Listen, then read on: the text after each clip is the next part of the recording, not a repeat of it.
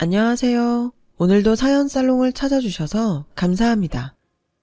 올해로 결혼한 지 3년 차. 아직은 신혼생활을 하고 있는 새댁이에요. 어릴 때부터 모난 구석이 없다는 소리를 자주 듣고 자랐어요. 그래서인지 그렇게 예민한 성격도 아니고 상대방이 대놓고 악의를 갖고 시비를 걸지 않는 한 잘 모르고 지나가는 편이라 크게 스트레스를 받지 않고 살아왔어요. 그래서 연애 7년을 하면서도 지금의 남편과 크게 다투는 일도 없었던 것 같아요. 남편은 이런 제 성격이 너무 좋다며 나이 30을 넘기면서 본격적으로 결혼을 하자고 조르기 시작했어요. 솔직히 7년 연애를 했는데 저도 남편과 결혼하고 싶은 마음이 없었다면 거짓말이었죠. 주변에서도 그 정도 큰 싸움 없이 잘 만났으면 당연히 제가 남편과 잘 맞으니 결혼을 할 거라고 생각했어요. 저희 부모님도요. 그런데 이렇게 별로 예민하지 않은 제가 살짝 마음에 걸리는 부분이 있었는데요. 그건 바로 제 예비 형님이자 남편의 형수였어요. 연애 기간 중 남편의 제안으로 몇 번 생신이나 가족 행사 등에 참여한 적이 있었는데 어쩐지 저를 반기는 남편의 부모님에 비해 남편의 형수는 저를 없는 사람처럼 대했어요. 사실 그것도 처음 몇 번은 느끼지 못하다가 언젠가 제가 먼저 자연스럽게 말을 건 적이 있었거든요. 너무나 대놓고 못 들은 척 저를 무시하더라고요. 제가 옆에서 툭툭 저기 하며 말을 거는데도요. 이러니 아무리 둔한 저라도 나는 네가 마음에 들지 않는다. 나한테 친한 척하지 마라. 라는 무언의 메시지를 느낄 수 있었고 그런 느낌을 받은 후로는 아무리 남편이 자기 집에 가자고 해도 선뜻 가고 싶지 않더라고요. 이러니 저러니 해도 그때까지 저는 남이었으니까요. 흔히 동서간의 사이가 좋기는 힘들다고는 하지만 결혼 전부터 대놓고 저를 싫다고 하는 손윗형님과 어떻게 가족으로 잘 지낼 수 있을지 남편의 청혼에 그 생각이 가장 먼저 나더라고요. 쉽지 않을 것 같은 생각에 한숨이 절로 나왔어요. 그래서 남편의 청혼에도 쉽게 답을 하지 못했는데 계속 제가 우물쭈물 대답을 피하자 처음으로 남편이 딱딱하게 굳은 얼굴로 이렇게 말을 하더군요. 알았어. 연애는 해도 결혼까지는 싫다는 거지? 자기 뜻 잘 알았어. 근데 난 이제 연애보단 결혼이 하고 싶어. 자기가 결혼은 하지 않겠다고 하면 우리 여기까지만 하자. 자기야, 아니야. 아니야? 그럼 도대체 뭔데? 이유를 알아야 나도 이해를 하지. 뭔데? 말해봐. 그게... 저는 하는 수 없이 남편에게 제 속사정을 이야기했어요. 그러자 남편은 펄쩍 뛰며 자기 형수가 그랬을 리 없다고 했고 덧붙여 자기 형수는 원래 말이 잘 없고 소극적인 사람이라 제가 혼자 오해한 거라고 말을 하는데 아무리 남편이 아니라고 해도 저는 그 말이 신임이 가지 않았어요. 제가 바보도 아니고 그렇게 대놓고 무시를 당했는데 어떻게 남편 말대로 바로 아, 내가 오해했구나 하고 넘길 수가 있겠어요. 하지만 더는 결정을 미룰 수 없기에 저는 며칠을 끙끙 앓으며 고민 끝에 남편과 결혼하기로 했어요. 제가 본 남편은 술과 친구를 좋아하긴 했지만 그 정도라는 것이 지나치거나 하진 않았고 저도 물론이지만 저희 가족과 제 주변 사람들까지도 마음을 써주는 자상한 사람이라 이런 사람을 1년에 몇 번 볼지도 모를 형님 때문에 놓친다는 게 나중에 후회할 것 같은 생각이 들었거든요. 좋아, 결혼해. 근데 나는 솔직히 자기 말을 다 믿을 수는 없어. 그러니까 하나만 약속해줘. 무슨 약속? 그럴 일은 없었으면 좋겠지만 만약에 내가 자기 형수와 부딪히는 일이 생기면 무조건 내 편 해주겠다고. 괜히 자기 형수 두둔하거나 하지 않겠다고. 알았어. 내가 미치지 않고서야 당연히 내 와이프 편을 들지. 근데 절대 그럴 일은 없을 거니까 걱정하지 않아도 돼. 나 여태 형수 큰 소리 내는 거 한 번도 본 적 없다니까. 오죽하면 우리 엄마도 형수는 다 좋은데 목소리도 작고 행동도 소극적이라 나한테만 슬쩍 형수 성격보단 자기가 성격이 훨씬 좋다고 하시던걸. 저는 남편의 말을 듣고 마음이 한결 가벼워졌어요. 어쨌거나 예비 시어머니는 제가 마음에 드신다고 하는 거니까요. 그리고 남편 역시 절대 그럴 일은 없다고 말했지만 그런 일이 발생하면 제 편을 들겠다고 했으니까 저는 남편의 그 약속을 믿고 마음을 굳혔죠.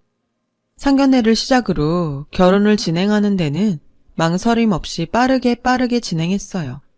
그런데요, 문제는 제가 전혀 생각하지 않은 곳에서 터져 나왔고 그 문제는 바로 시댁에서 저희 신혼집으로 마련해주는 아파트였어요.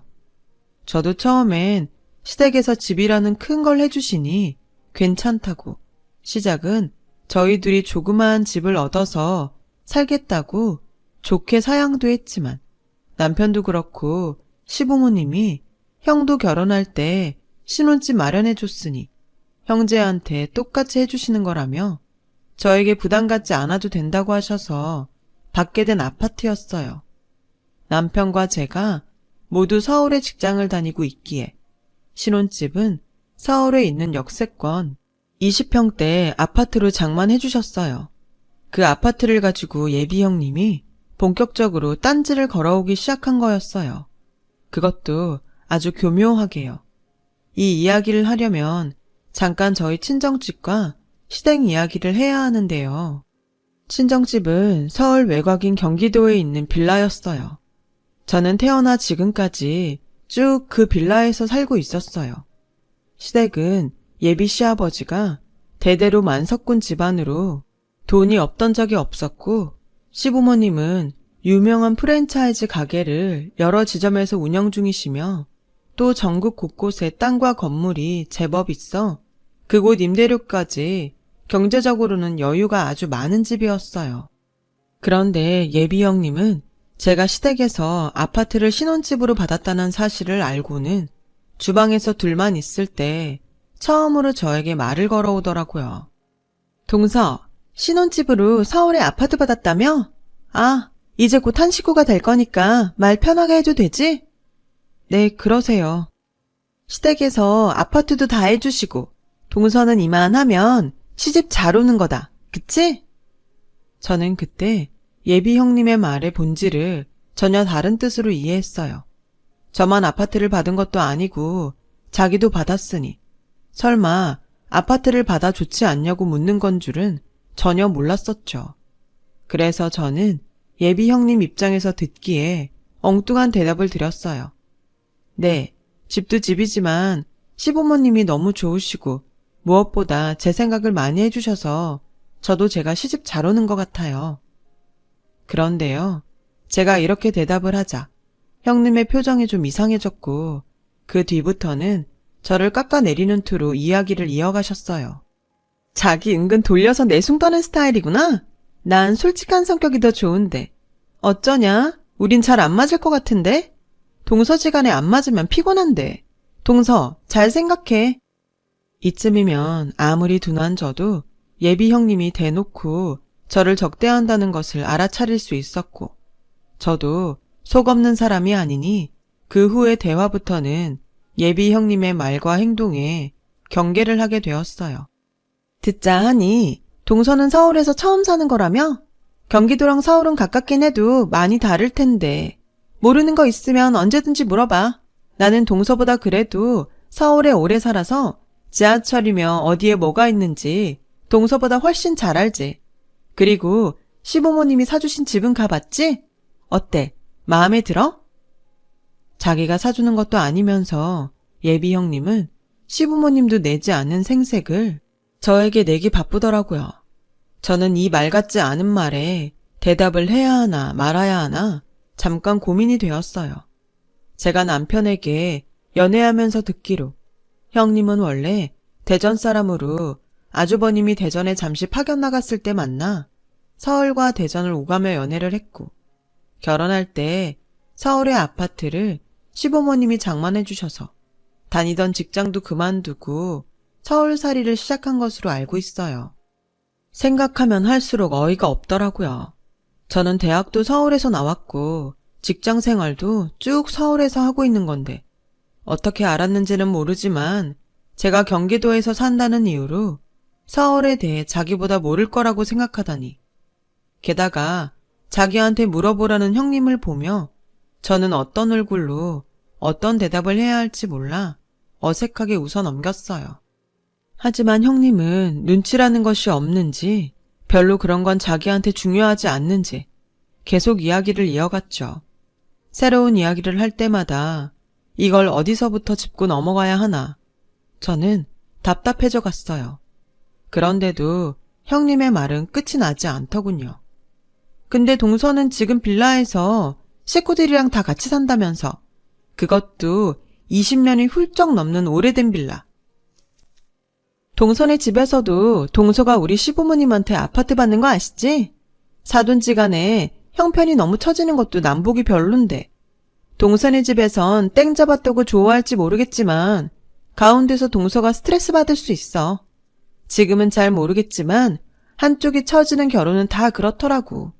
아, 그렇다고 동선의 집이 많이 처진다는 소리는 아니야. 난 동서를 생각해서 하는 소리지. 전혀 다른 뜻은 없으니까. 혹시라도 기분 나빴다면 오해 풀어. 난 동서처럼 내숭 떠는 성격이 아니어서 생각하면 이렇게 바로바로 입 밖으로 나오는 게 문제야. 그걸 무슨 자랑이라고. 형님은 자기가 무례한 행동을 하고 있다는 자각도 없이 자기 말만 실컷 하고 자리를 떠났어요.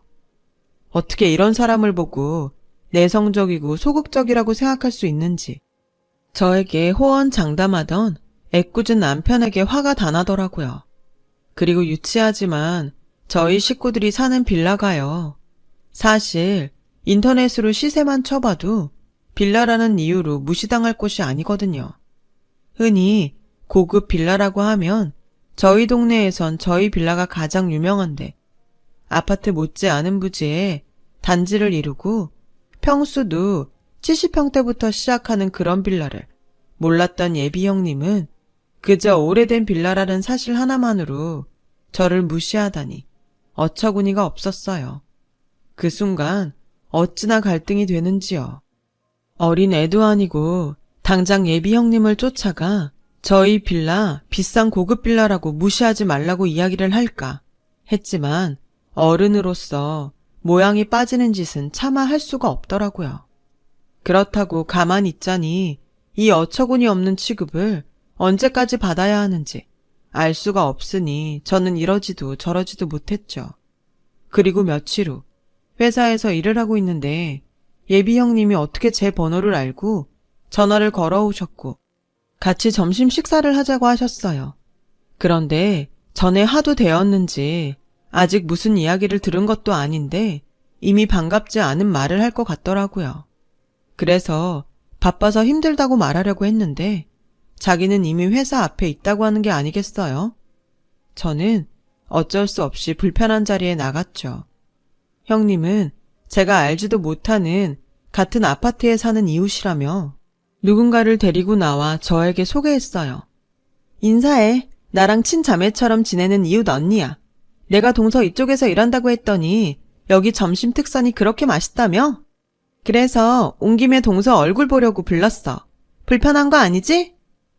저는 차마 입 밖으로 불편하다고 말하지 못해서 아니라고 대충 얼버무렸어요. 메뉴를 시키고 대충 먹고 들어가려고 했는데 형님이 먼저 불쑥 이야기를 시작했어요. 뭐 그 말을 하기 위해 여기까지 오셨겠지만요. 동서는 시댁에서 아파트 해주시는데 혼수랑 예부는 어떻게 할 거야? 원래 양쪽 길이 비슷한 수준으로 맞춰야 하는 거 알지? 내가 동서보다 빨리 시집 왔으니까 다른 건 몰라도 예단할 때 도와줄게. 시부모님이랑 다른 식구들 취향은 아무래도 동서보다는 내가 더 잘 알지 않겠어? 그렇다고 내가 동서한테 뭘 바라고 그러는 건 절대 아니다. 그저 한 식구 되는 거니까 잘 지내고 싶어서 도와주려는 거야. 뭐 동서가 고마우면 여기 밥값 정도만 동서가 내. 너는 사람이 무르고 착해서 큰일이야. 그쪽은 좋겠어요.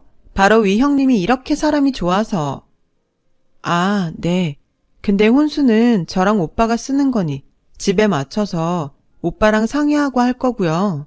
예단은 시어머니가 간소하게 하자고 하셔서 거칠애 빼고 필요한 것만 하기로 이미 이야기가 끝났어요.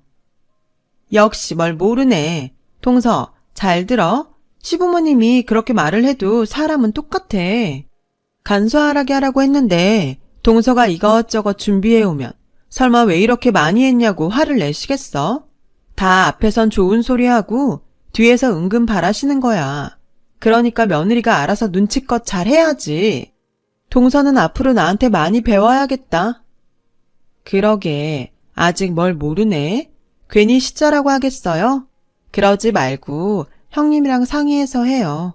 동서지간에 서로 의지하고 살아야지. 내 처지 이해하는 건 같은 며느리밖에 없다니까. 난 형님도 동서도 없어서 나 혼자 하려니까 딱 죽을 맛이에요. 동서, 긴 말 필요 없다. 언제 시간 한번 내. 나랑 백화점이랑 아울렛 좀 돌자. 내가 하나하나 보고 얘기해 줄게. 언니도 그때 같이 갈래? 저는 저에게 마치 대단한 것을 베푼다는 듯 이야기하는 예비 형님과 옆에서 잔뜩 바람을 넣는 형님의 이웃을 보며 여기선 절대 봐주면 안 되겠다는 생각이 들었고 반격에 나섰어요. 말씀은 감사하지만 이 이상은 제가 알아서 할게요. 제가 뭘 모른다고 생각하시겠지만 벌써부터 그렇게 눈치 보며 살고 싶지는 않아서요. 욕을 먹어도 제가 먹을 테니 이제부터는 신경 쓰지 않으셔도 돼요. 어머, 동서 지금 사람 성의를 무시하는 거야? 무시한다기보다 거절이요. 제가 필요하고 고민되는 부분이었다면 너무 감사하겠지만 죄송하게도 형님의 조언이 지금은 제가 더 버거워서요. 동서, 사람이 참 속이 좁다.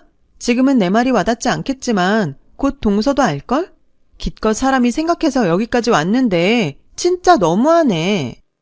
그러게, 너무하네. 이 사람은 그쪽이랑 잘 지내려고 손 내민 건데 잘 생각해요.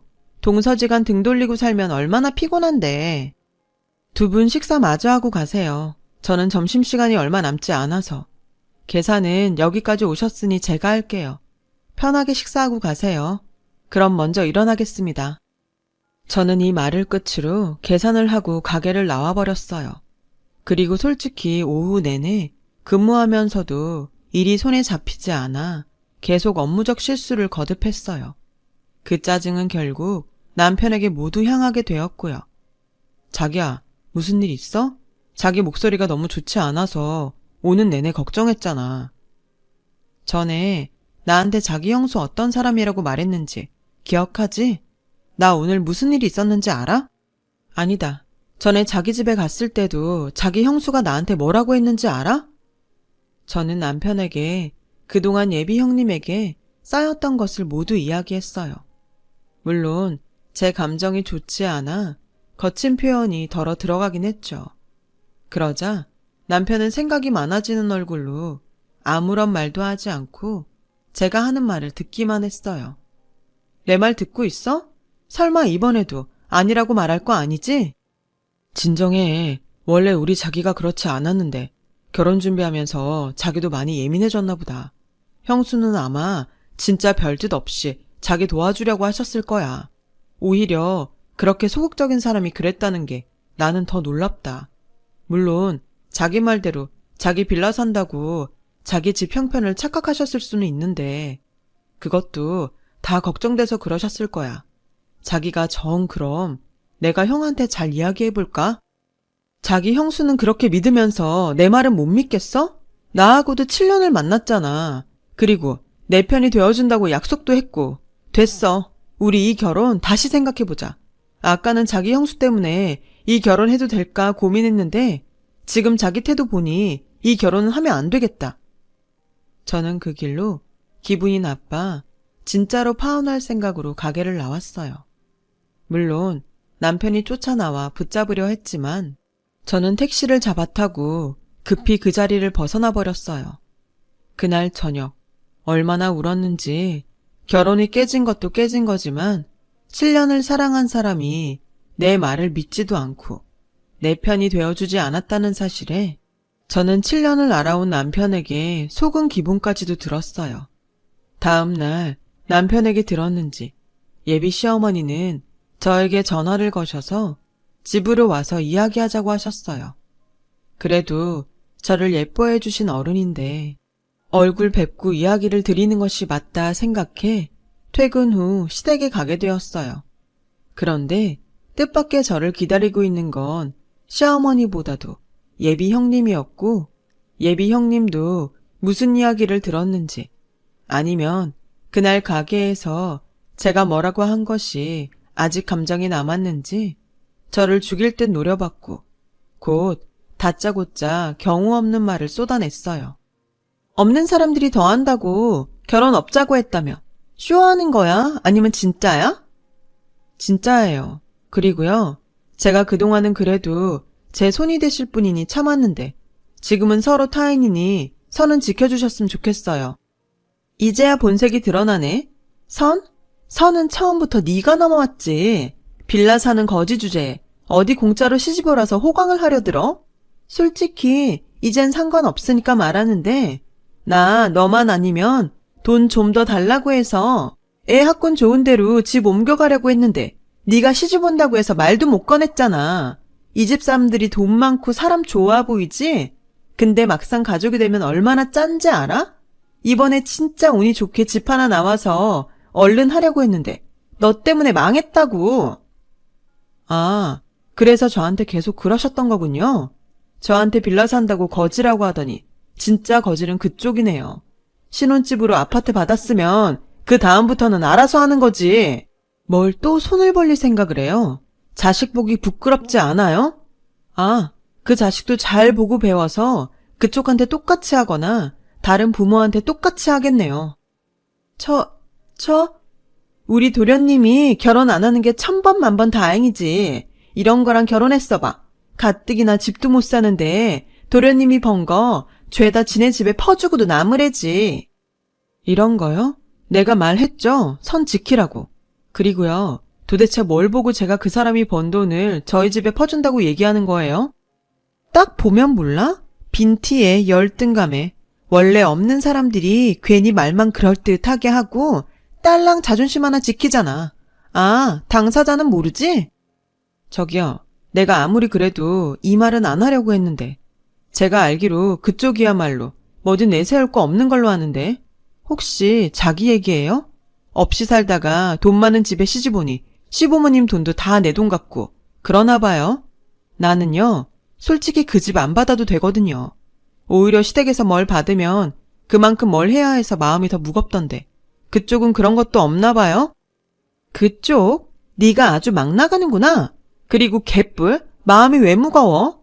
그리고 장남인데 당연히 그 돈이 나중에 어디로 가겠어? 괜히 거지 같은 동서 만나면 나중에 유산 받을 돈이나 줄지? 난 솔직히 우리 도련님이 장가 안 가셨으면 좋겠어.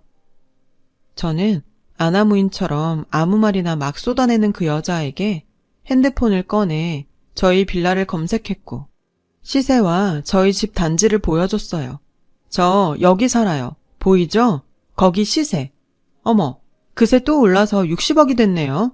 제가 유치하고 그쪽이랑 똑같아지기 싫어서 그동안 말 안 했는데 저희 아버지 대기업 이사시고 저희 엄마는 대학 교수세요. 제가 살면서 돈 없어 보인다는 말은 정말 살면서 처음 들었거든요. 전에 한쪽이 처지니 땡 잡았니 그러시던데 제가 볼 땐 그쪽 집이야말로 그런 것 같네요. 살면서 나도 모르는 나를 발견하는 날이 있다고 하던데 저는 그날이었던 것 같아요. 둔하고 순하다는 말만 듣던 제가 그날은 제가 아닌 것 같았거든요. 그리고 핸드폰으로 집 시세와 사진을 확인한 그 여자는 얼굴에 잔뜩 인상을 찌푸리다가 이내 편안해진 얼굴로 큰 소리로 웃기 시작하며 이런 소리를 했어요. 웃기고 있네. 네가 여기 살면 난 펜트하우스에 살겠다. 이젠 뭐 확인할 일도 없으니 거짓말로 이런 데 산다고 부모님 잘 나간다고 거짓말 하나 본데 구질구질하게 그렇게 살지 마. 저는 그렇게 뭐든 자기 멋대로 생각하는 예비 형님을 보며 어떻게 저런 사람을 남편은 저와 영 다르게 봤을까? 궁금했고 어차피 마지막이라는 생각에 저도 앞뒤 보지 않고 이야기를 이어갔어요. 그렇게 확인하고 싶으면 이따 저랑 같이 가시던가요. 아, 그 친하다는 분도 같이 가실래요? 제가 저희 빌라 구경 한번 시켜드릴게요. 살면서 아마 그런 기회는 없을 것 같으니까. 그리고 진짜 궁금해서 물어보는 건데 남편은 그쪽을 아주 내성적이고 소극적으로 보더라고요. 왜 그래요? 일부러 그래요? 욕심 없는 척? 알 거 없잖아? 이젠 가족도 뭣도 아닌데. 아, 아니다. 그래, 내가 마지막이니까 한 수 가르쳐 주자면 다른 데 시집 가더라도 조신한 척, 그림자처럼 사는 게 좋아. 며느리가 튀면 괜히 좋은 것도 안 좋게 보이거든. 욕심 없는 척 하는 것도 좋아. 괜히 받을 것도 못 받아. 아, 결국은 뭘 더 얻기 위해서 연기하는 거였네요. 그러니까 보고 배우라고. 괜히 이런 데 산다고 거짓말이나 하지 말고 내가 같이 가자고 하면 쫄릴 줄 알았니? 저는 하도 답답했는데 그 순간 신분증에 주소가 적혀있다는 사실이 떠올랐고 지갑에서 운전면허증을 꺼내 집 주소를 보여줬어요. 그러자 그때부터는 다른 생각이 들지 않는지 얼굴이 시뻘개지는 형님을 볼 수 있었죠. 그때였어요. 제 뒤에서 저희 엄마 목소리가 들려왔어요. 옆에는 시어머니께서 같이 있으셨고요. 승희야, 엄마, 여기는 어떻게? 내가 너 먼저 보기 전에 뵙자고 했다. 사부인은 네가 결혼 없자고 한 거 모르시고 계시더구나. 그래서 너한테 확인한다고 같이 오셨어. 근데 큰애 너 아까 듣자 하니?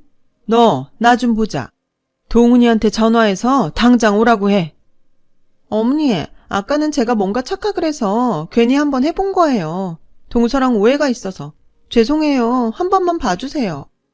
죄송? 난 여태 네가 말수도 없고 행동도 조심조심해서 집에서 어떻게 자랐음 저렇게 지 스스로 답답하게 사나 했다. 근데 너 아까 아주 가관도 아니더라. 난 내 며느리가 이런지도 모르고 살았으니 여기서는 사부인 보기 창피하니까 다른 데 가서 얘기하자고. 동서, 미안해. 난 그동안 동서가 나보다 잘난 것 같아서 질투가 났어. 그래서 좀 골이 났는데 동서가 어머니 좀 말려줘. 응? 내가 미안해. 내가 동서한테 잘할게. 그 여자는 마지막엔 급했는지 그렇게 악담을 퍼붓던 저에게까지 도움을 청했어요. 하지만 제가 나설 이유가 있나요? 어른이라면 자기가 한 행동에 책임을 져야죠. 그날 이후 시댁은 많은 것이 바뀌었어요. 우선 모든 것을 안 시아버지가 시아주버님께 준 아파트를 뺏어오셨고 집을 뺏기자 시아주버님은 또 자기 와이프를 쥐잡듯 잡아 결국 이혼을 하게 되었거든요. 그리고 모든 사실을 안 남편은 거의 매일 저를 찾아와 자기가 사람을 잘못 봤다며 무릎까지 꿇고 제발 마음을 돌려달라고 애원을 하는데 7년을 만나 그런가 제 마음이 풀어지더라고요. 솔직히 나 자기한테 정말 실망했거든. 미안. 나는 형수가 그런 사람인 줄은 꿈에도 몰랐어. 그것도 모르고 내가 자기한테 그런 소리나 했으니 자기가 실망하고 화날 만해. 나 앞으로 자기가 하는 말이 무슨 말이든 무조건 믿고 자기 편만 들면서 살게. 진짜 약속해. 제발 나 버리지 마. 응? 나 자기밖에 없어. 자기 형수가 시부모님 돈 쓰는 거 싫어서 자기 장가 가질 않길 바랬던 건 아니? 정말 자긴 나 아니었음 장가도 못 갈 뻔했다고. 그러니까 나는 진짜 자기 아니면 안 된다니까. 그렇게 저는 남편의 사과를 받아줬고 예정대로 결혼식을 올렸어요. 이렇듯 결과적으로는 그럴 마음까진 없었지만 저는 결혼을, 저희 형님이 될 뻔했던 그 여자는 이혼을 하게 된 거죠. 시어머니는 손주를 뺏기지 않으려 당신이 나서서 손주를 돌보고 계시는데 다행히 조카는 구김살도 없고 저를 잘 따르며 하는 짓이 예뻐요. 그래서 저도 저절로 마음이 가서 휴일이면 시댁에 가서 조카를 챙기는 일이 많은데 아직까지는 조카 얼굴을 보면 겉과 속이 달랐던 그 여자의 얼굴과 목소리가 떠오르곤 하네요. 살면서 다시 보고 싶지 않은 사람인데 조카를 보면 그 여자도 이젠 정신 좀 차리고 돈이 아닌 다른 것에 가치를 두고 평가하는 조금은 나은 사람이 되었길 바라는 마음이 절로 들어요. 돈은 살면서 중요한 건 맞지만 그것이 전부는 아니잖아요. 물론 당장 돈 때문에 힘든 사람들은 그것이 미래고 전부일 수는 있겠지만 돈은 수단이지 그 자체가 행복이 될 순 없잖아요.